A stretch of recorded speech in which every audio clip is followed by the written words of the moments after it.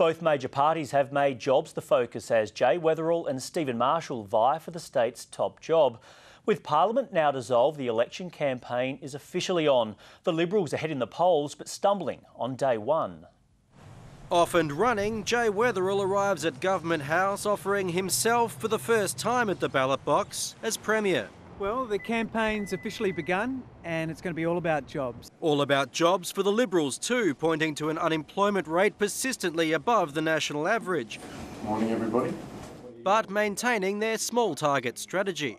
Well, I don't think the people of South Australia want a whole pile of promises that can't be delivered. That's exactly what they've had over 12 years of Labor. Labor insists the pile of promises the opposition has made totals almost $1 billion so far. Stephen Marshall disagrees but stumbled when asked what they will cost. Well, we'll be releasing our documents in the lead up to the next election.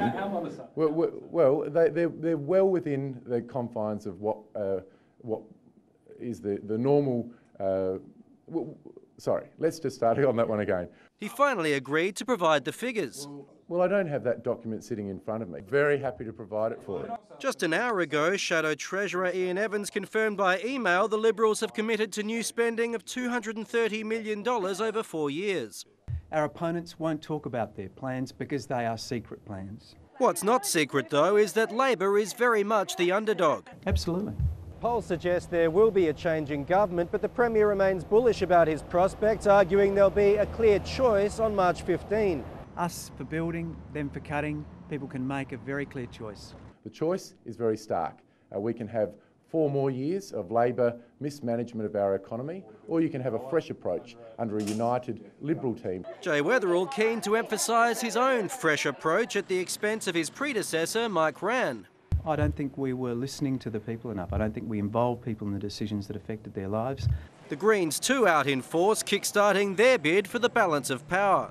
Regardless of who wins in the House of Assembly, the Greens will be there and we need to be there in greater numbers. There can't have been a more important election in my lifetime here in South Australia. Live now to Tom Richardson. And Tom, is the election really as important as the Premier says? Well, Will, that's a mantra we generally hear before any election, and I guess the answer is we probably won't know for at least 4 years just how significant this poll will be. What we do know, though, is that there's a very stark contrast between the two men facing off to be Premier. Jay Weatherill is an industrial lawyer and a Labor activist who strongly believes in government intervention to stimulate economic activity. Now, by contrast, Stephen Marshall's a businessman and a first-term MP, and he firmly believes government should stand aside and leave business to build prosperity. So it may not be the most important election, but as both sides have pointed out today, there certainly is a very clear choice. Thanks very much, Tom. Tom Richardson there at Parliament House.